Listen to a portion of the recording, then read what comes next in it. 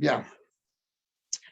Il faut savoir que depuis 2 ans, le Beth Lubavitch à Paris a eu l'initiative de faire en sorte que dans le monde entier, on étudie les mêmes sirotes, qu'ils prennent le même chélek. Moi, en général, je ne suis pas forcément ce cycle-là. Donc, cette semaine, aussi bien dans le Dvar Malchut en hébreu que dans le fascicule du Beth Lubavitch, ils ont sorti cette sira. Et bon, comme c'est une sira sur Rashi, j'ai dit, bon, pourquoi pas, c'est que nous sache on peut. Bon, cette sira, assez. Il semble qu'on l'a étudié il y a quelques années, mais ça ne change rien. On peut la réétudier tous les 2 jours et on trouvera toujours de quoi s'approfondir. Surtout une sira sur Rashi, surtout aussi complexe que ça au début. Après, dans Mouvan, on aura la réponse. Allez. À la Passouk, sur le verset, Vaï, Kizaken, Yitzhak, Vateren, Aenav, Merot. C'est dit que lorsque Yitzhak a vieilli, ses yeux donc se sont affaiblis et ont cessé de voir. Mais Virachi, Rashi nous apporte 3 explications sur 3 raisons pour lesquelles Yitzhak est devenu aveugle, en termes concrets. Il dit Ba'anchan Shalelu, à cause de la fumée des encens que les femmes de Esav, donc d'Avodah Zarah, faisaient.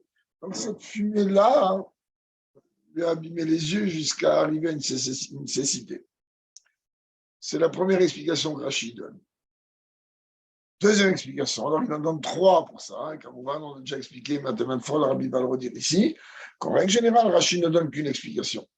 Si elle ne s'adapte pas à 100% avec le pshat, il en donne 2. Alors quand il en donne 3, c'est qu'en vérité, aucune des 3 n'est complète. Grâce aux 3, on peut arriver le plus proche au pshat. J'ai devancé un peu les mots du Rabbi, mais c'est en général comme ça que le Rabbi donc, nous explique. Donc, deuxième explication, je n'ai qu'à dans le Misber, Rashi rapporte un midrash, qu'au moment où Yitzhak était allongé, prêt à se faire sacrifier sur l'autel, comme on a parlé la dernière fois, et à vivre de les charteaux, et qu'Abraham voulait donc l'égorger, le sacrifier.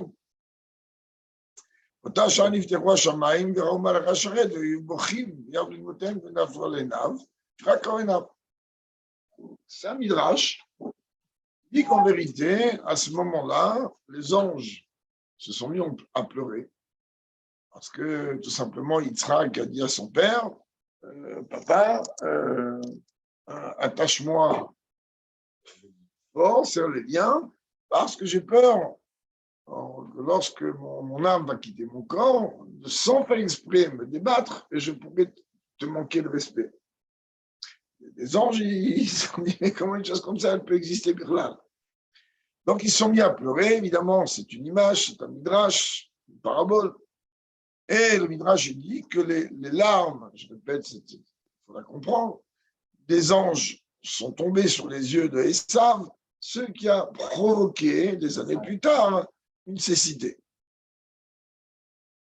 D'avoir il amène une 3e explication, donc il n'est pas content Rashi, ni avec la première, ni avec la deuxième. Dieu, il a fait en sorte que Yitzhak va être aveugle, de manière à pouvoir permettre à Yaakov de récupérer les brachot sans trop se casser la tête. Très bien. Alors, ça, c'est le Rashi.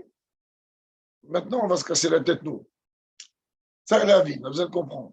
Allez, mais pas tout Nirash, Asiba, Mouvet, Betorah, Atzma. Abi dit, je ne comprends même pas la question de Rashi. Puisque Rashi intervient uniquement lorsqu'il y a un problème qui est dû d'après le sens élémentaire de la Torah, enfin qui est provoqué par le sens élémentaire de la Torah, là, le Rabbi, il n'y a même pas une question. La Torah elle-même est dit pourquoi. Ou quoi, comment. Il a regardé le verset d'avant. Kizaken Yitzhak, il est devenu vieux. Avec un taux de ça, quelqu'un qui vieillit, il a un cataracte, il va avoir 350 milliards de problèmes dans les yeux. Et à Shanishmon, peut-être même arrivé à une cécité. Koshkatouf, d'ailleurs, Rabbi dit, t'as qu'à regarder beaucoup plus loin. Hein. lorsqu'on parle de Yaakov Avinu avant de quitter ce monde. Et Israël, les yeux d'Israël, donc de Yaakov, étaient alourdis par la vieillesse. Je croirais à Nerlach Bezikna. Ah oui, il dit bon, ok, on ne devient pas forcément aveugle. Mais plus on prend de l'âge, il est clair et net, bon, à part certaines personnes particulières qui, bon, Hachem, ils ont une santé physique qui ne bouge pas, exceptionnelle et tout ce qu'on veut. En règle générale, l'âge provoque une diminution de la vue, jusqu'à arriver, Dieu préserve, à l'extrême. Et donc, Rabbi, il dit, moi, je ne comprends pas Rachid. Qu'est-ce qu'il a besoin de venir me chercher d'autres causes? Ce n'est pas que les causes que Rachid apporte ne tiennent pas, parce qu'ils apportent de la Torah. Mais qu'est-ce que j'ai besoin d'autres causes? Il a vieilli, sa vie s'est affaiblie. Écoute, un gamin, non. D'après le sens simple de la Torah, ça marche très bien. Ça, c'est la première intervention du Rabbi. Deuxième intervention.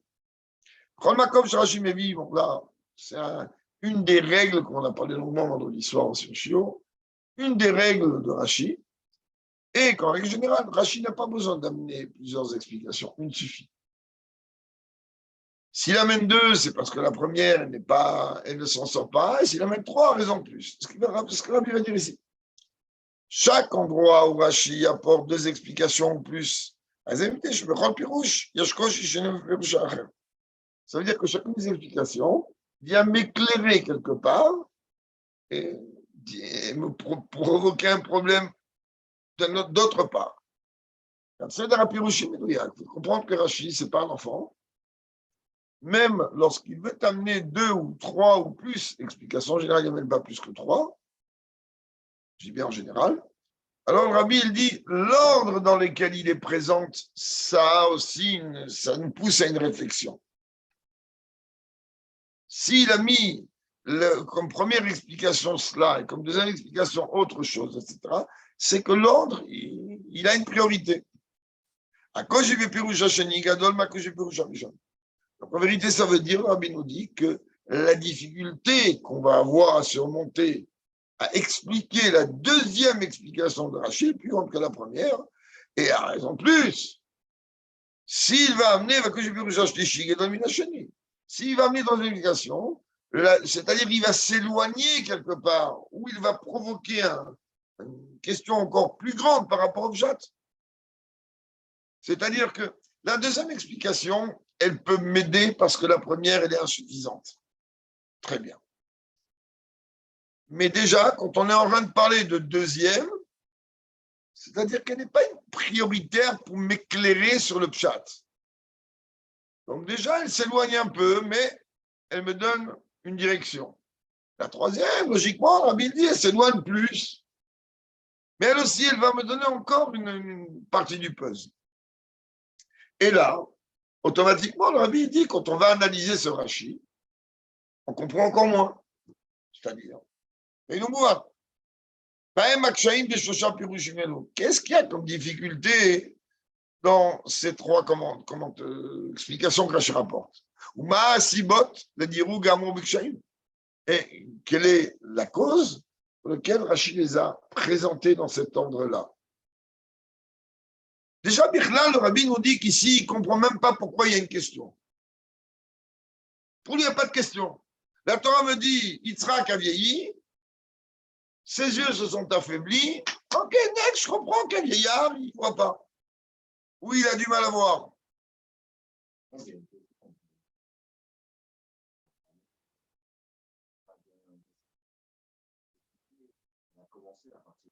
Avant les vieillards, il n'y avait pas cette faiblesse de comme la zikna, l'apparence de zikna n'existait pas avant. Il n'a rien mis, mais quand même. Donc, ils m'ont une raison. Donc, Rachid dit, écoute, je ramène la raison, c'est parce que ça a commencé de Mais le Rabbi te dit, sur Yaakov, on a vu clairement.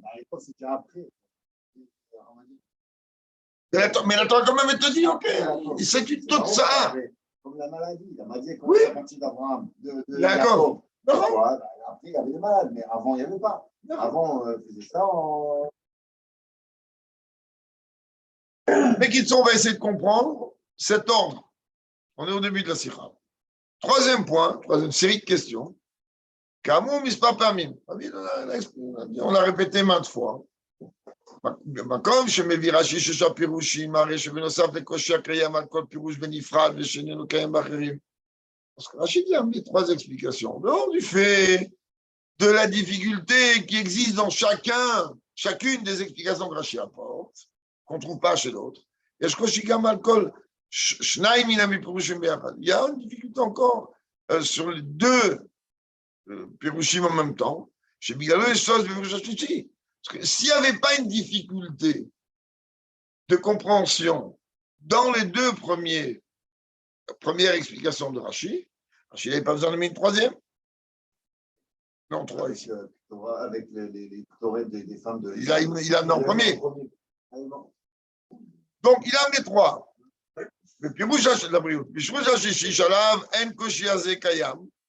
Chez nous, les cas, ça veut dire, on dit qu'en vérité, que la troisième explication doit venir éclairer les points d'interrogation qu'on peut avoir sur les deux autres commentaires.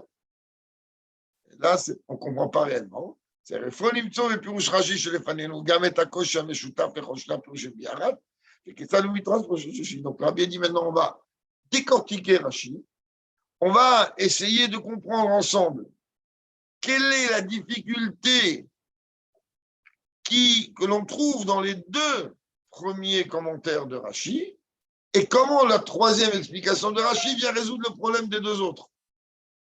C'est ce qu'on va comprendre. C'est sera un type sur Rashi, donc un casse-en-tête, entre guillemets, pour nous faire comprendre jusqu'où va cette merveille de commentaires de Rashi sur la Torah. Allez, on démarre. הסיבה לעיקר שרש"י מקבל את ההסבר הפשוט של ורנה הייתה תוצאה מזקן יצחק. Rabbi dit premièrement que tu comprennes, Rashi, il n'accepte pas l'idée que Yitzhak a perdu la vue à cause de la vieillesse. Pourquoi Rashi n'accepte pas? Il dit très simple, prends le paracha qui vient de passer, d'accord? פרשה הקודמת, חיי שרה, נאמר, il écrit là-bas, ויברך אלוקים את יצחק, que Dieu a béni Yitzhak, et Rashi מפרש, Rashi explique, נתיירא לברך את יצחק, אברהם, il a eu peur de bénir Yitzhak, en disant, יבוא בעל הברכות ויברך.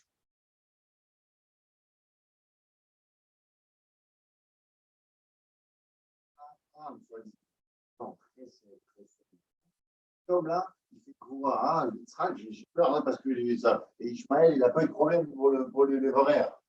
Non, ici, Davka, Yitzhak, Abraham, il sait que c'est une olat mima, pas dans le sens négatif. Non, il a dit ça, c'est pour ça qu'on lui tient. Oui, alors qu'il est le premier-né. Essed, il a donné un prix, il a donné à Ishmaël, il a donné à Touva. Comme là, à Yitzhak, qui sait qui il est, il a peur parce que soi-disant, il a vu ça.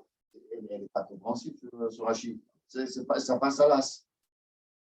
Pourtant, il dit, viens, il y a c'est au contraire, il veut lui donner une bracha beaucoup plus grande parce qu'Yitzhak, il est d'une dimension beaucoup plus grande. Yitzhak, c'est Bourot, Tikboret. Donc, il vient, il dit que Dieu vient, alors Dieu est venu et l'a béni. Donc, maintenant qu'on comprenne bien, Rachid vient, il le dit, écoute-moi bien. Moi, je vais t'expliquer le pshat.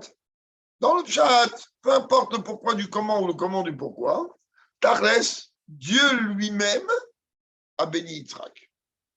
Quand Dieu béni Yitzhak, c'est bracha, il est fétiché. C'est pas un rabbin de francs 50 qui va le bénir. Oui, mais quand c'est qu'un, pas la brachot, on a expliqué, c'est une dimension beaucoup plus haute. Alors, il t'a été fâché là. Donc là, il y a qu'à mouvoir lui une question. Ça dit, t'as rien sur la birkat Yitzhak et la kadosh baruch hu be'atzmo. Tu as מצב של עיניו, הגורם לאדם לצער וייסורים.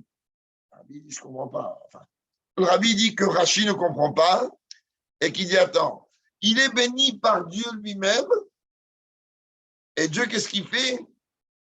Il lui fait perdre la vue, c'est-à-dire quelque chose qui est une souffrance gigantesque Jusqu'à même, comme Rashi va écrire dans Parashat Kitetse, chez Mipnezot, Waya Kemet, c'est connu. Quelqu'un qui est non-voyant est comparé à un mort. Il y a le nom, il y a 3 personnages, comme ça le Talmud dit, qui sont comparés à un mort, le lépreux, celui qui est dégradé socialement et l'aveugle. Ils sont considérés comme morts. C'est la raison pour laquelle que lorsque Dieu envoie Moshe, non, ça c'est Keilou. Là, c'est Nershav Kemet. Celui qui n'a pas d'enfant, c'est pas réellement. La Gemara rapporte que ces 3-là, c'est une autre dimension. Quand Dieu envoie Moshe en Égypte, aller libérer le peuple, il lui dit les gens qui te veulent du mal, donc Dathan et Aviram, ils sont morts. Où ils sont morts? Ils sont bel et bien vivants, et ils sont bien et bien là, et ils vont casser les pieds à Moshe Rabbeinu jusqu'au désert. Ah, comment Dieu dit une chose pareille? Alors Rachid, là-bas, il intervient, il dit, comprend que comme ils ont été destitués socialement, c'est-à-dire ils sont tombés de niveau, ils sont comme morts. Et Paro, il est vivant aussi. Comment tu me dis que lui, il est mort? Paro était lépreux. Le lépreux est considéré comme mort. Donc, comment tu peux venir me dire, toi, qu'il vient Dieu? Dieu, c'est le Baal Abrahot. Il bénit Israël. Waouh, tu vas avoir une vie top. Tu vas avoir une vie top. Il est en train de le rendre comme un mort.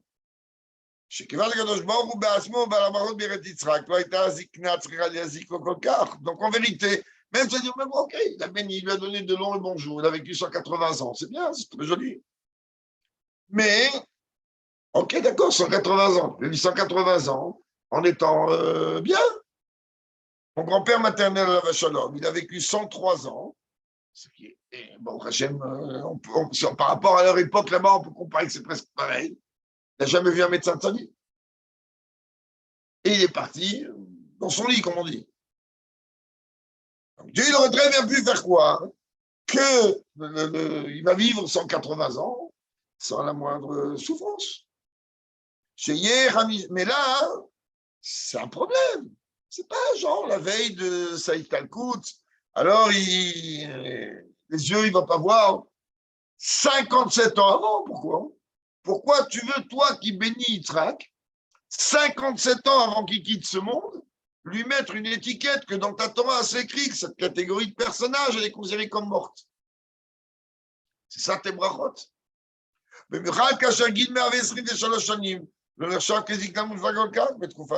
surtout qu'à l'époque, 123 ans, c'est pas si vieux que ça. C'était certainement âgé, pas si vieux que ça. במיוחד שאין מוצאים זאת אצל אף אחד מן האנשים המוזכרים בדעתם, למרות שרבים מהם חיו הרבה יותר מ-123 שנים. On trouve sur personne d'autre. Dingue avec tout ça, c'est pas plus que ça. Que ça commençait maintenant qu'ils ne voient pas, qu'ils ont ou autre. Les fichas, donc Rashi, en vérité, il n'accepte pas, c'est-à-dire que ça ne passe pas l'idée de l'âge avancé de Yitzhak, qui va amener la conséquence qui va perdre la vue. Donc Rashi recherche d'autres causes. Donc la première, elle n'est pas si glatte que ça. Il amène une autre. Alors il dit en vérité, par le fait, par le biais des brachot de Dieu à Yitzhak, ou les Itavut Inanim Acherim, Machaneya, Etzel Yitzhak, Etzel Moshe Rabbeinu, Matzav Zokrataino, s'il n'y avait pas eu d'autres choses qui n'ont pas intervenu, Yitzhak, il aurait été comme Moshe. Pourtant, Moshe, il n'a pas reçu forcément une bracha spécifique. Quand même, la Torah, elle nous dit, dans Vezot Abracha, qu'il arrive à 120 ans. Le cataracte, ses yeux, ils ont eu une vision merveilleuse. Il n'a pas fait l'opération de la cataracte, rien du tout.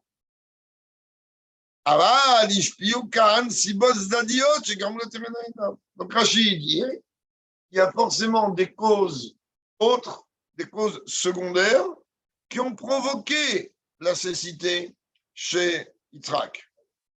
Alors, on va comprendre.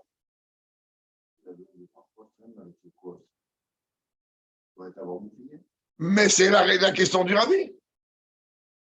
C'est la question du Rabbi.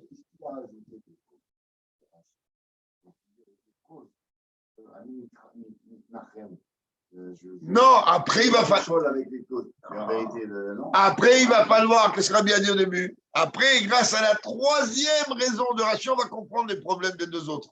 Pour l'instant, on va dire que d'après le Pshat, on a un problème. Quand je disais que Zaïtaret Yitzhak,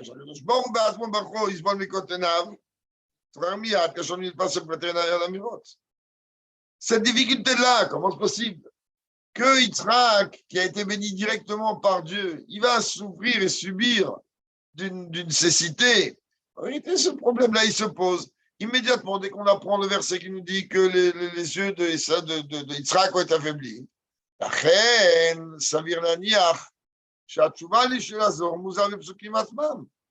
tu es forcé de dire que la réponse à notre question, eh ben, elle doit être dans le verset lui-même.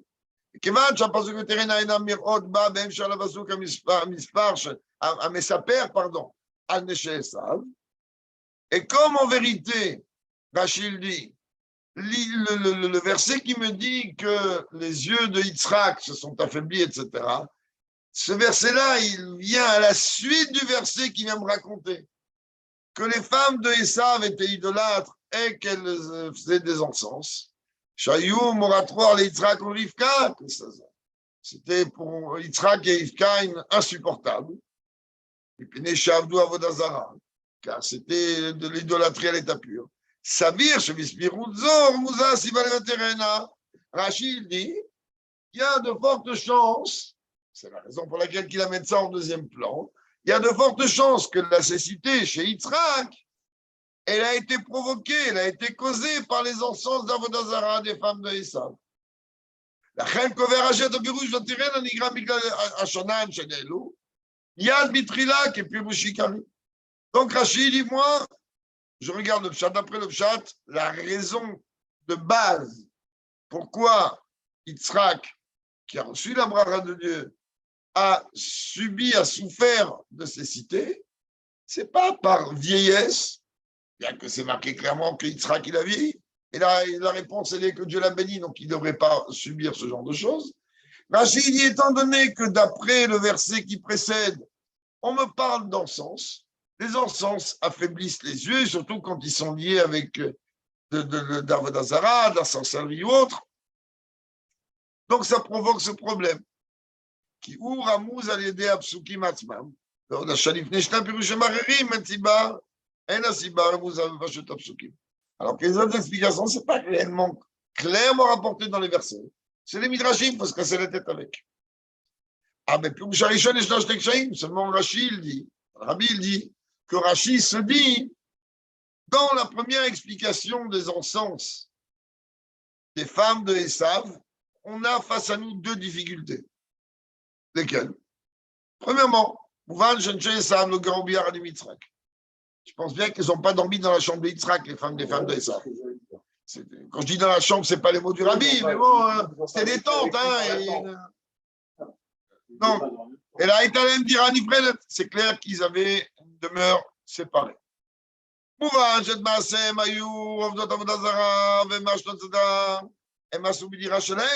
clair et net que toute leur folie d'idolâtrie ont fait chez elle à la maison.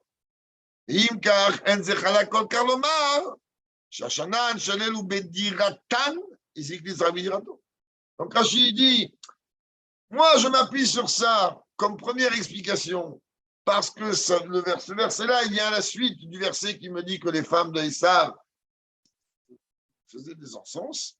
Mais d'un autre côté, pour moi, ça ne marche pas réellement, parce qu'ils n'habitaient pas chez lui, ils avaient certainement des demeures, même s'ils étaient à proximité, des demeures quand même séparées, et c'est un peu complexe. On est en plein désert, il y a du vent, il y a tout ce qu'on veut.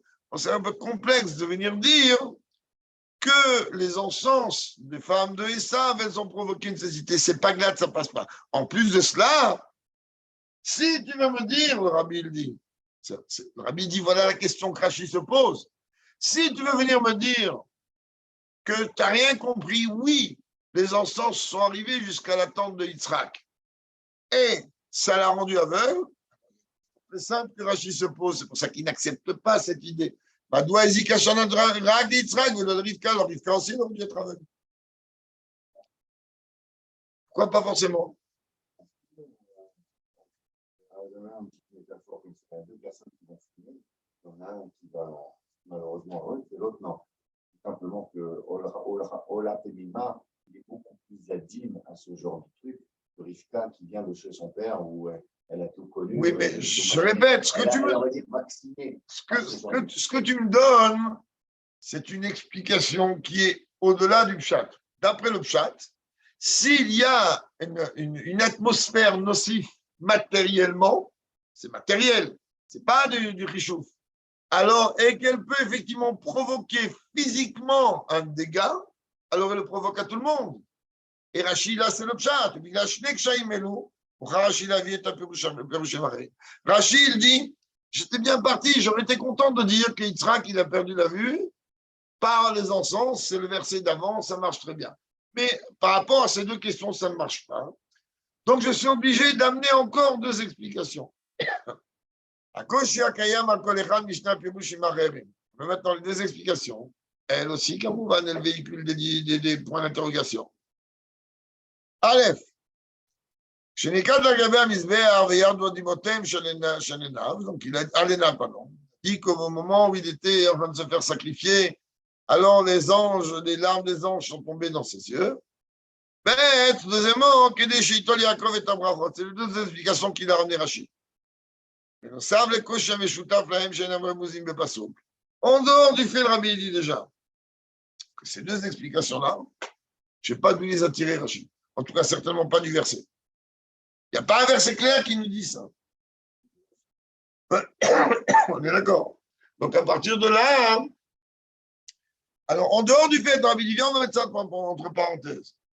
En dehors du fait qu'ils ont tous les deux une difficulté commune, ils ne sont pas sous-entendus dans le verset. On a autre chose encore.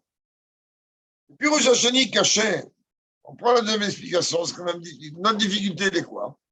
Dans la pirouche, quand on regarde l'explication elle-même, Niftechoua Shamaim, Racharet de Bochimir de Timothée, Frakorinav, Oudrash, Lokedako Shel Rashi et Pirouche la Torah, comme on a dit tout à l'heure. C'est un midrash à l'état pur, l'histoire des anges. Je dis par exemple que c'est faux, que c'est pas vrai. Selon un midrash, c'est une autre dimension. Et Rashi, il n'a pas trop l'habitude. Il n'aime pas. Quand il a besoin, alors il a besoin. Mais à la base, midrash, c'est le midrash. Lui, il veut, il se fatigue à chaque fois, pour ressortir à travers le sens élémentaire du verset ou des versets, ceux-là ou les précédents ou les suivants, mais toujours dans le pshat, de donner une explication. Là, il vient, il m'apporte un midrash, et un midrash qu'il faut que je me cogne la tête pendant 10 ans pour comprendre ça, depuis quand les anges y pleurent, depuis quand ils ont des larmes, depuis quand les cieux ils s'ouvrent comme ça. Je ne dis pas que c'est pas vrai, que c'est faux, que ça ne marche pas. Oui, les cieux ils s'ouvrent, oui, les anges y pleurent, tout ce que tu veux, mais d'après le pshat, c'est écrit nulle part. Dans mon moment arrivé, il n'y a pas. Puis vous avez encore plus l'autre explication qui me ramène. C'est-à-dire, il veut s'en sortir de la première en disant c'était des encens et compagnie. Et là, ils s'enfoncent encore plus, a priori. La troisième explication, c'est quoi? Elle éveille un étonnement beaucoup plus grand. Qu'est-ce que ta reine?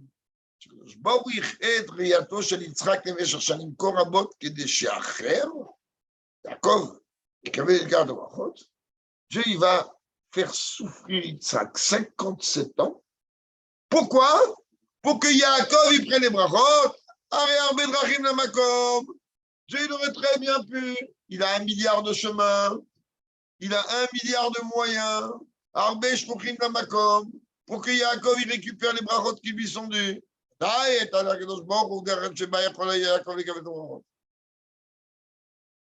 Ça, tu rends aveugle Yitzhak, je ne comprends pas. Tu m'as dit que c'est Yitzhak, et comme je te dis tout à l'heure, Yitzhak, on ne parle pratiquement pas de lui, c'est The Secret, The Sod. Yitzhak, c'est les Mochin, c'est Radlo, c'est Reisha de l'Idlada, même quand on parle de ça par rapport à Abraham. Mais lui, d'une manière concrète, c'est le secret absolu. C'est un très haut niveau. Qu'est-ce que tu fais? Tu lui bousilles sa vie 57 ans. Pourquoi? Pour qu'il y ait un connu à prendre les brachot, et pour toi, tu es le bon Dieu. Les brachot, il va les recevoir de toute manière. C'est toi qui le bala brachot. C'est ni Abraham, ni Yitzhak. C'est toi le bala brachot. C'est vrai que tu as donné à Abraham le flambeau, qu'il a transmis à Yitzhak et qu'il a transmis à Yaakov. Mais d'une façon concrète, c'est toi le bala brachot, tu fais ce que tu veux. Et pour ça, tu fais sauver Yitzhak 57 ans. Donc, Rabbi dit, Rachid m'amène une explication derrière l'autre, mais ils s'enfoncent à chaque fois encore plus. Pourquoi ils s'enfoncent? Ils s'éloignent du chat. C'est au Koshi Gadol Rabbi Yoter, mais la Koshi la Pirouche Hasheni. Et donc, la difficulté qu'il y a, pour nous en tout cas, de comprendre la troisième explication de Rachid, elle est beaucoup plus grande que les autres.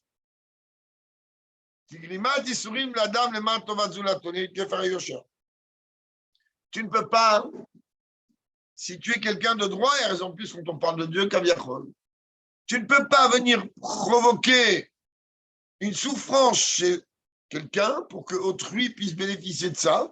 C'est pas droit du tout, c'est pas juste. D'avoir chez Charles et encore moins, de dire, bah oui, Dieu, il est encore chez un homme. Tu peux dire, mais le pauvre, cet homme, il n'a pas d'autre moyen d'arriver à cela. Pas dire ça sur Dieu. Dieu, il est le créateur.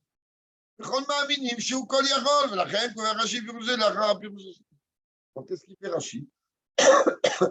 Rachid, il te dit qu'il y a, oui, quelque chose qui est lié avec cela, mais je le mets en troisième position.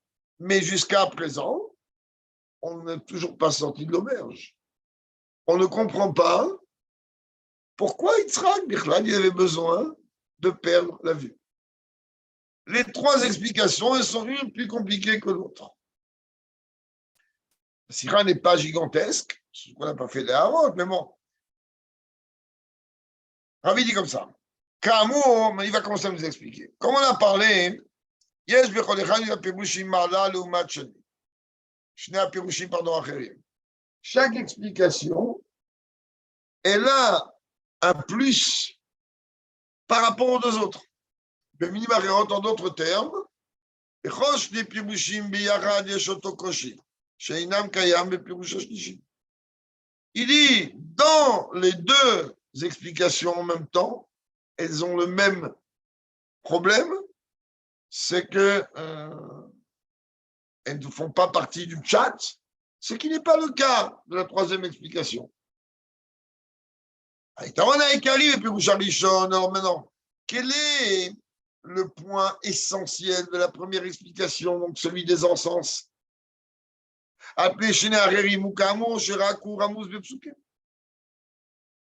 La seule supériorité de la première explication de Rashi, c'est que ça, c'est écrit clairement dans les versets.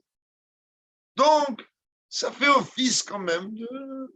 C'est une forme de validation, validité, peu importe comment on dit en français. Ça, c'est pour la première explication. La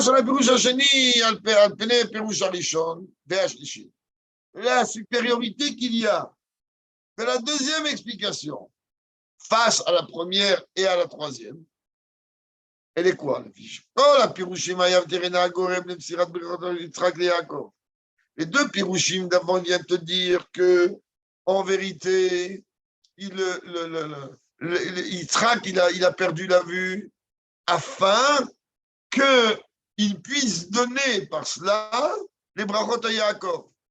Le Pirush Arishon Vashishi, Nigrav Direna Ledebgam Vegnut. Dans le premier et dans le deuxième, on est en train en vérité de dire qu'il a perdu la vue, mais d'une façon en vérité où on attaque quelque part Yitzhak. C'est comme si on punit Yitzhak. Alors que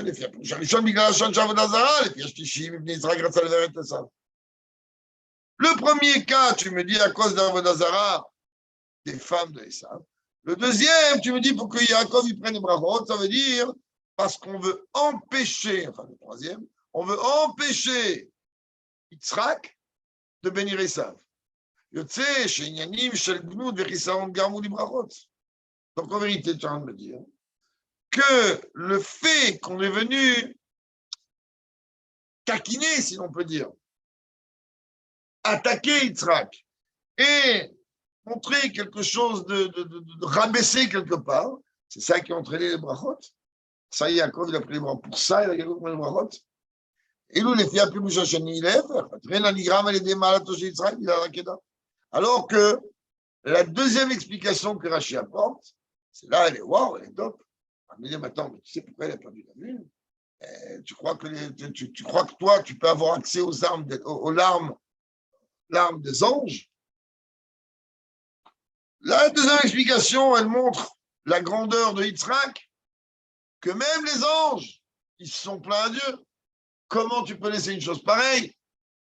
Mais la première et la dernière, un, tu me dis les encens d'Avodazara, deux, tu me dis, bah, tant pis pour que Yaakov, parce que comme si toi, tu n'as pas d'autre possibilité, puisse recevoir les brachot, tu es en train de quelque part de rabaisser Yitzhak. Il a 57 ans. Il aurait pu le rendre avec 2 ans ou 3 ans avant. Allez. Il n'a rien mis. Il n'a rien mis. Maintenant, on va comprendre au fur et à mesure. Garde les Purujagéché, Jitan, appelé Shnarishoni.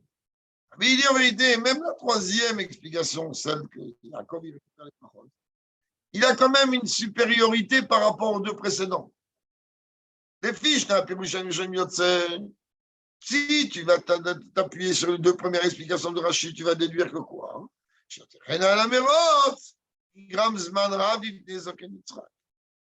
Fait que Yitzhak, il a perdu la vue, cette chose-là est arrivée bien avant que Yitzhak vieillit. Pourquoi? Sharik Shanasa et Savet Anashim Achitiot, Bioto Ben Arbaim Shana, Yitzhak Ben Mer Shana. Quand Esav, il est venu et qu'il a épousé ces femmes d'Avodazara, il était âgé de 40 ans, ce qui veut dire que Yitzhak était âgé de 100 ans. On a vu dans la paracha aujourd'hui. Yitzhak Ben Shishim Shana, Ben Edetotam. לפי הפירוש השני שהדבר נגרע מדמעות המלאכים, יראה דבר רב תפתחן, כשיצחק בן 33. Si tu veux me dire, qui tu veux te baser sur la première explication, celle des encens, des femmes de Esav, ça veut dire que Yitzhak, il a été puni 80 ans avant de quitter ce monde et pas 57. Puisque Esav, quand il s'est marié, Abraham, Yitzhak, il avait 100 ans. Donc, depuis l'âge de 100 ans, il avait des encens. Deuxième point, si tu veux venir me dire qu'en vérité, la cécité a été provoquée par les larmes des anges, tu vas encore pire. Ça veut dire, ça fait 137 ans qu'il souffre. Dès l'âge de 37 ans. À l'âge de 37 ans, il est passé à la Kedla. Alors maintenant, la vraie question est, il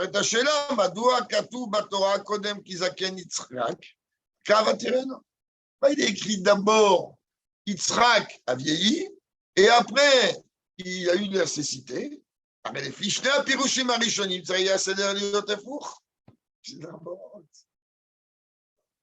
C'est une grandeur de... Il dit, ça ne marche pas, on ne comprend pas Rachid. Tu me dis qu'il a vieilli. Ok, il a vieilli, il a perdu la vue. Très bien. Très bien. On n'applaudit pas, mais c'est un cycle logique. Mais après, quand tu viens m'expliquer, qu'est-ce que tu as à me dire? Tu me dis qu'il a perdu la vue à l'âge de 100 ans, donc il était très loin de Dieu, ou encore pire, il a perdu la vue à l'âge de 37 ans. Pourquoi Rachid? Il n'apporte pas d'explication suivant l'ordre chronologique des événements.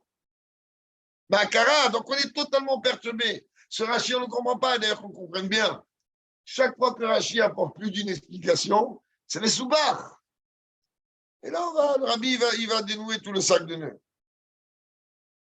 La reine, c'est la raison pour laquelle Rachid apporte le troisième. Et chez Itol, Yaakov et Abrachot. Tout ça, c'est un stratagème de manière à ce que Yaakov il puisse récupérer les brachot. Chez les filles Mouvan, c'est la Torah, avec Isaac et Yitzhak, et là, le rabbi il dit, troisième explication de Rachid, elle fonctionne suivant l'ordre chronologique des événements, Yitzhak est vieilli. Du fait de sa vieillesse, il veut bénir Esav. Dieu s'oppose à cette bénédiction, à ces bénédictions à Esav. Qu'est-ce qu'il fait? Il dit Yaakov, il doit récupérer les brachot. Alors on va faire en sorte que Yitzhak ne va pas trop voir ce qui se passe. Mais on est resté avec notre question sur ce cas-là. Dieu, il n'a pas un autre moyen? Trouve un autre moyen. Pourquoi tu as besoin de faire souffrir un tzaddik pendant tant de temps pour que Yaakov il récupère les brachot? On a compris que dans les deux autres cas, il faut se casser la tête à comprendre. Parce qu'il est clair et net que si Rachi a amené les trois propositions, c'est qu'il y a eu les trois événements en même temps. Mais la véritable cécité, c'est-à-dire c'est sûr et certain que les encens, et on va dans l'ordre chronologique des événements, c'est sûr et certain que les larmes des anges ont provoqué une baisse importante de la vue. C'est sûr et certain que les encens sont rajoutés à ça. Mais, le coup de marteau, comme on dit, le makevepatish, comme il dit la Barak Maran, Shabbat, c'est pour que Yaakov il ressorte de brachot. Mais là, donc on reste en vérité avec une seule question. Dieu, il a mis moyen pour qu'elle ait trouvé cette solution-là. Pourquoi il n'a pas trouvé une autre solution? Quelle raison?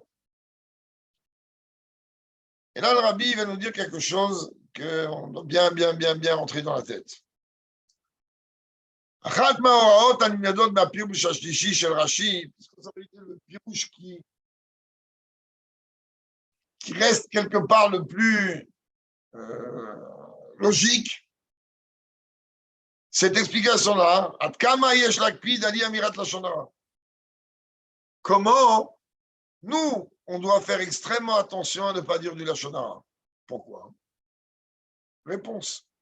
Chaora, כדי שיעקב יקבל את הברכות, הייתה לקדוש ברוך הוא פשוטה ביותר. רבי dit, voilà, on a un truc, on peut dire à Dieu, tu veux que Yaakov il prenne les brachot, c'est pas compliqué. Les galotes de Yitzhak, c'est ça, Rachel. Va voir Yitzhak, dis-lui ton fils, Esav, c'est Yehudi, Moumar, c'est un pourri. Il le sait sans le savoir, il est attaché au Shoresh. Oui, mais il est attaché au Shoresh. Dans le Shoresh, il dit que Esav, ça c'est tout. C'est un niveau extrêmement haut. Donc Dieu, il peut lui dire, arrête de regarder le Shoresh de Esav. Regarde en bas.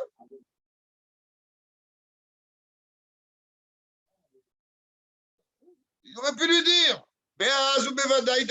tu crois que quoi, Rabbi, il dit? Si Dieu il vient voir Yitzhak et il lui dit, regarde, ne pose pas tes yeux en haut pour une fois, pose-les en bas, tu vas bénir tes enfants, sache que de toute manière, la lignée de Abraham, elle passe par toi, suivie de Yaakov. Et de Yaakov, elle passe à Yosef. Et les Todot Yaakov Yosef. Même si les autres tribus, toutes les Tzadikim, les Yaakov, les Marsar et tout ce qu'on veut, et les Todot Yaakov Yosef, il n'y a pas où aller.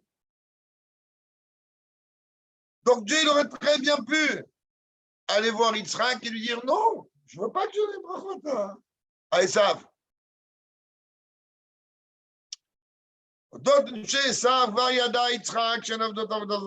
Pour les femmes de Esav, Yitzhak, il savait ce qui se passait.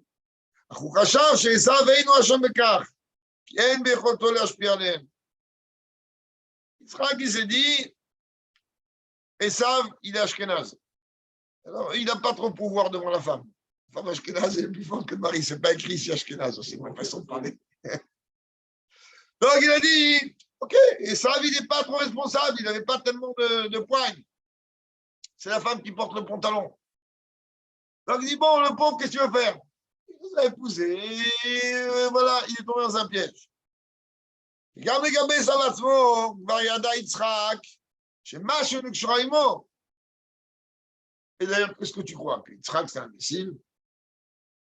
Yitzhak, il savait que Esav, il n'était pas à 100%.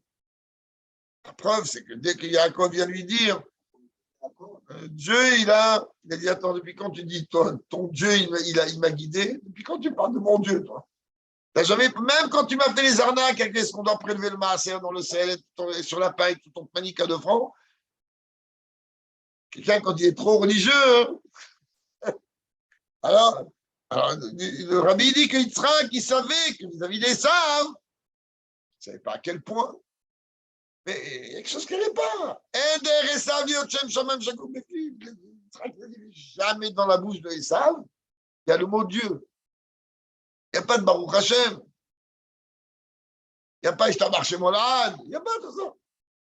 Et Imkar, donc, בזמן שבן קר ובן קר היה ליצחק איזשהו חשד כלפי עשיו, la question devient encore plus grande. Puisque de toute manière, Yitzhak, il n'était pas dupe, il soupçonnait que chez Esav, les choses n'étaient pas si glattes que ça. Donc,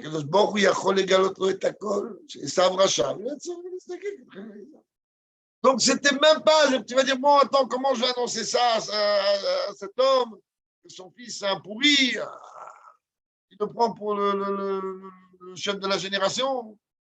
Non, il sait très bien que son fils, il y a un truc qui ne va pas. Jusqu'où ça ne va pas, il ne sait pas. Mais il sait que ça ne va pas, donc ça aurait été très facile au bon Dieu de venir le voir et lui dire, tu sais, ce que tu soupçonnes sur Esav, c'est beaucoup plus pire que ce que tu penses. Et comme ça, reste avec ta vue. C'est bon Dieu veut nous donner une leçon. Il nous dit, regarde combien tu dois t'éloigner et éviter par tous les moyens du de la Shonara. Yitzhak avait b'meshech 56 shanim kalu b'bayit v'kemet.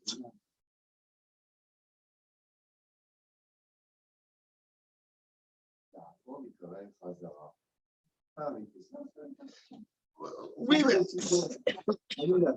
Comme il a fait avec Abraham.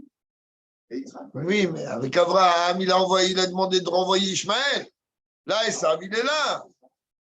Okay. Là, Esav, il est là. C'est là que la situation n'est pas pareille. Le rabbi dit que Dieu, il a fait que Yitzhak, il est resté 57 ans enfermé à la maison, comme un mort. Chosot que de l'hymno à la Shonara à l'Yehudi, va faire à l'Israël Moumar. Mais Dieu, la Shonara, sur un renégat, c'est un juif qui a renié toute la Torah. Il ne rentre même pas au minyan, ce cas-là. Un juif qui n'est pas religieux, il n'a pas un problème. Israël Moumar, il ne compte pas au minyan. Et Dieu, il a dit sur lui, on ne peut pas dire la Shonara. C'est un juif. Et si déjà la chose elle est identique concernant Esav lui-même, plus qu'on peut en parler de juif. Après le don de la Torah, après que Dieu est venu dire à chaque juif, je suis éternel ton Dieu, c'est que chez chaque juif, le niveau de Anochi, donc le niveau de Keter, il devient en vérité Elokecha, il devient la force et la vitalité. C'est sûr et certain que l'épisode d'autres sirotes du rabbi encore plus tranchantes, l'héritage d'aujourd'hui, mais que ça va être Tsatsua Bani Bekirba, quand tu me parles. Ça veut dire quoi? Que quand ils étaient dans le ventre de leur mère, alors Esav, ils voulaient sortir dès qu'il y avait un Beit Avodah Zara, ils voulaient sortir. Rabbi dit, mais attends, mais je suis désolé, quand ils sont dans le ventre de leur mère, il n'y a que les Neshamot, il n'y a pas de Yetzirara. Ça veut dire, il n'y a pas, le Yetzirara, il intervient quand le bébé est expulsé. Là, il pleure, c'est le signe que Yetzirara est rentré sur mon l'air. Qu'est-ce que tu as à me raconter que dans le ventre, déjà, ils se battent? Alors, Rachid dit quoi aujourd'hui? Il dit, ils se sont battus pour les Olamot, le monde matériel, le monde spirituel. Yaakov, il va se battre pour le monde matériel. Ni il dort, ni il boit, ni il mange. Il passe sa vie à étudier. Et même quand il est chez Lavan, il dit clairement, je n'ai pas dormi une seule fois. En vérité, tout un écouda est que Esav, on a parlé très très longuement dans différents shiurim ou différents formes, il représente en vérité quelque chose de gigantesque. Mais cette chose de gigantesque, elle doit être travaillée, canalisée, transformée, gérée par Yaakov. c'est-à-dire par celui qui va être le Olam Atikuntai, c'est-à-dire le patriarche de base, Bechir Shelavot, l'élu des patriarches. Et donc, il n'y a pas, et d'ailleurs, c'est pas seulement ça, même quand tu rencontres les sages, écoute, on va se revoir à Triavoshilo. Beaucoup plus tard, on va se revoir. Quand beaucoup plus tard, mais aujourd'hui, j'espère. C'est beaucoup plus tard, au moment de la Géoula, je vais te finir complètement. En attendant, je vois qu'avec tous les efforts, il y a encore du boulot. Et ça, si on veut rechercher, si on veut voir et constater uniquement ce qui s'est passé en 39-45, il s'est éclaté, ça. Ça, c'est Rome, ça, c'est l'Europe. Donc là, aujourd'hui, il est quoi? C'est de prendre, tant Yaakov, il a fait le birour de la vanne. La vanne, c'est le bananion, ça y va encore plus haut. Donc, il a pris les forces d'une dimension beaucoup plus haute, beaucoup plus grande. Normalement, il aurait pu régler ça avant 5 minutes. Même il est que Esav, il est le fils d'Yitzhak. À partir du moment où il est le fils d'Yitzhak, et qu'on le veuille ou pas, à la base, oui, le premier-né, même s'il a vendu son droit d'aîné, c'est tant pis le premier, et comme on l'a expliqué longuement Shabbat, que l'aîné, c'est toujours un second qui devient aîné, à tous les niveaux, c'est comme ça dans le judaïsme. Je ne parle pas maintenant de la naissance, que lorsqu'il y a des jumeaux, que l'aîné, ce n'est pas le deuxième, c'est le premier, après la halakha, mais d'une manière concrète, on a vu que avec Abraham, il avait Ishmaël et Yitzhak, c'est Yitzhak qui est devenu l'aîné. Ensuite, il y avait Esav et Yaakov, c'est Yaakov l'aîné, comme on a expliqué Shabbat. Le mot Bechor, le Bet, c'est 2, le 2 des unités, le Chav, c'est le 2 des dizaines, et le reste, c'est le 2 des centaines. Quoi qu'on veuille, le Bechor, il est toujours un second qui devient premier. Donc, le travail de Yaakov, il est effectivement qu'il est second. Même s'il a racheté le droit d'aînesse et tout ce qu'on veut. Tarles, il est second. Et le travail à lui, il est de faire le birou de celui qui est premier et obtenir le véritable droit d'aînesse. Vous attachez? Comme il dit l'Haftara, au moment de la Géoula, il y a Bet Yaakov le Esh, Bet Yaakov le Esh, ou Bet Yosef le Hava, ou Bet Esav le Kash. Il dit Yaakov, il sera du feu. Yosef, ça sera une flamme, Esav, ça sera de la paille, et ils vont s'embrasser. Chacun peut comprendre comment les choses se font. Et Ratson, qu'on puisse savoir la Géoula, Teref Miyad Mamash, avec le Rabbi à notre tête, d'une façon immédiate.